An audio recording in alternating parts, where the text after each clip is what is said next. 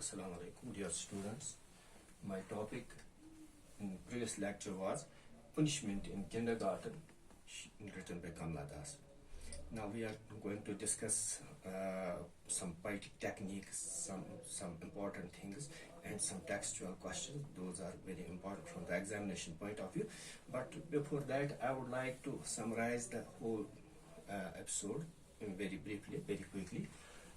It's written by Kamla Das, South Indian poet, and she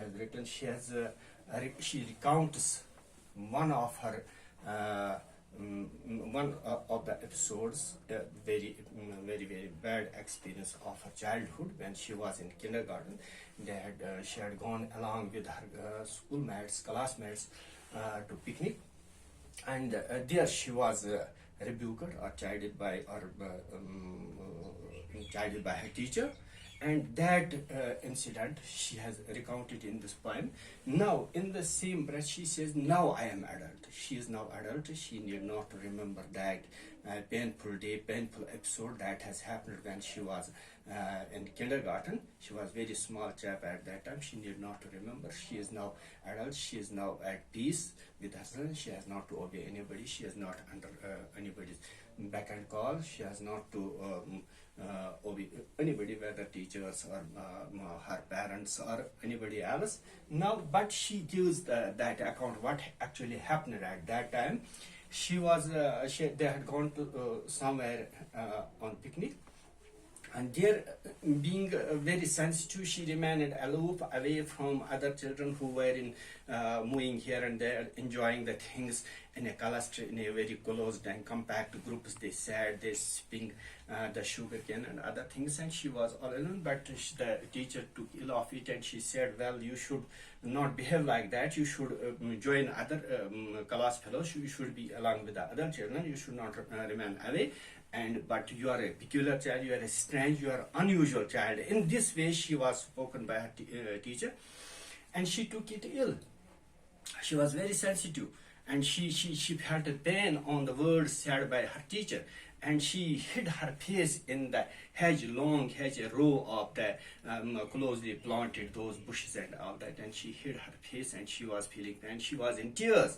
But in the same breath she said, well, my class fellows who are just enjoying themselves by drinking small amounts of that sugar cane, and they turned towards me and they laughed at me. So because the children are very fun, they take pleasure and amusement, they get amused at the tears of others. She said like that, and that's why she is, even now, though I am adult, I can feel that pain even today. But in the same breath she said, well, the things are now muffled. Those words said by her teacher or the other words said by her classmates, they are muffled, means they are less clear. They are a bit quieter. Now they are not very much clear. In the same way, the images that she has seen, the picture, whatever happened at that time, that is a blurred now. That's not clear. That's not quite visible and bright. So these things have blurred. Now I am okay, adult. I need not to remember, recall this. So she said, well, time have passed a lot since then, so I should not remember these things. Now I am at peace. No need to remember that picnic date. She has gone. That has given. Now already I have, in the previous lecture I have told you that poet uses a poetic technique, poetic device. For example, he uses similes are there, metaphors are there. These are the comparisons, how we compare certain things.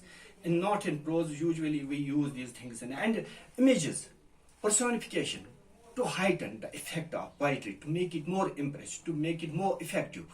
That's why a small piece of poetry is more effective than a long piece of prose that we have written. And here it's a small piece, and he has used these poetic devices and techniques. Here, let me cite one example like this. Like pots and pans, words at me, throwing words at me like pots and pans. Now she has said something that gave pain to her, and she compares these words to the throwing of pans or utensils, pots and pans at me. and this comparison we call it simile. Why? Because when we use like and as in the comparison, we call that simile. So in the very first line, sometimes we are being asked today. The word is little more my own. We have to explain. We have to make elaborate it. What does it mean? It means that the poet is now grown up. She is now adult. Nobody can command her. Nobody can dictate her. She is at peace. She's the master of her own deeds, actions, and master of her own fate. So these words mean today word is little more my own. So I was talking actually here about the poetic device like this, like pots and pans. And one more thing here we have used in the laws, the still white sun. This is a metaphor. Another comparison. Still white sun has been used as a metaphor. These are some. And as far as the rhyme scheme, there is not a particular rhyme scheme here. Sometimes if pen is there and own pen throwing these pans. And these are the words at the end of every verse, but they sometimes rhyme, sometimes not. And here we don't find a particular rhyme scheme in this poem. These are some words that has been used, and besides that, we can discuss some textual questions. Let me tell you here. Here are some textual questions. One is like this in the very first. The question is that I have explained the phrase. The world is little more my own. I have explained it. The little world is little more my own means I am adult. Nobody can command me. Nobody can now order me. I am the master of my fate. So it means that I'm no more a child who is ruled, who is ordered and dictated by teacher, by parents, by adults. So I'm not in my old age or elder. Nobody can now order me like this. It means that. In one more question, who was the bull-frocked woman? Here is a bull-frocked woman. Here means the teacher. Her teacher, who was perhaps wearing the bull-frock, and she has not been said directly my teacher. She's bull-frocked woman means her teacher.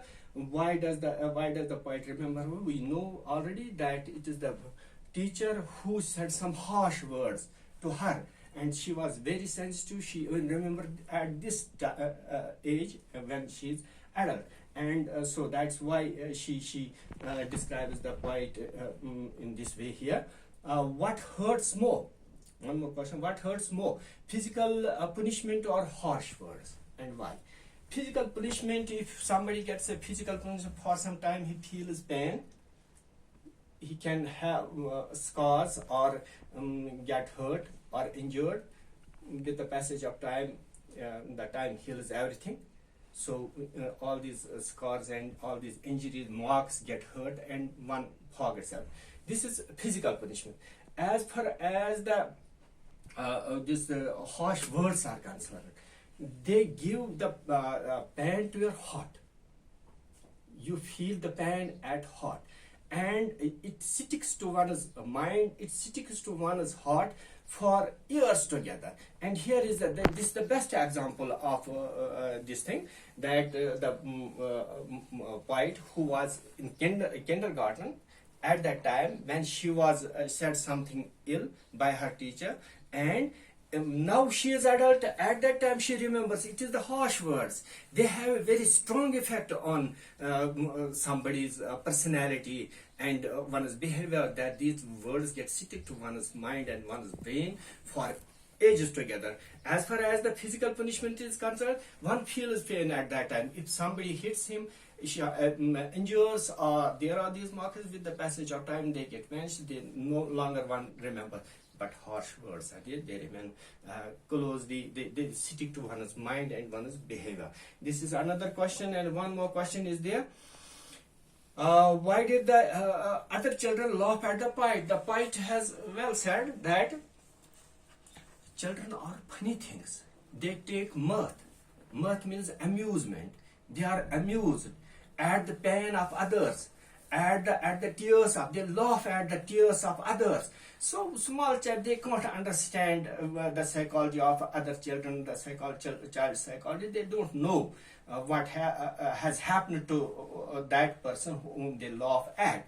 So they laugh, they take it, they enjoy it. That's why when she was rebuked and chided by her teacher, she has hidden her face in the hedge behind that line of bushes, and her class fellows, they were just enjoyed. They took the delight out of her. They laughed at her. So that's why this has been said over here.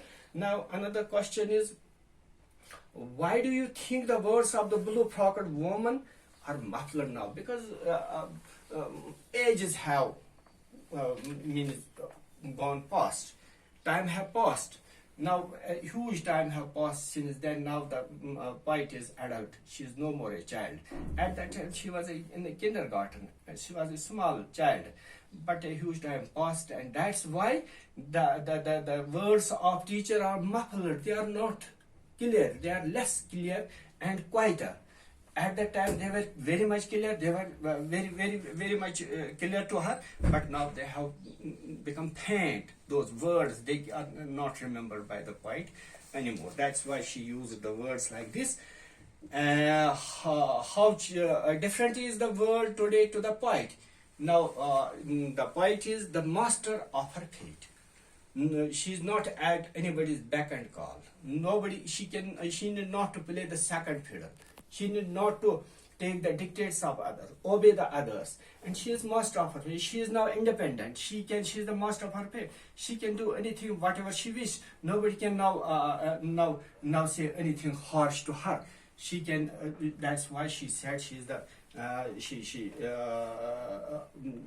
Today is different from that childhood days, those days when she was ruled by others, when she was under others' command, for example, the command of her teacher. That's why the teacher said something harsh to her, and she took ill of her.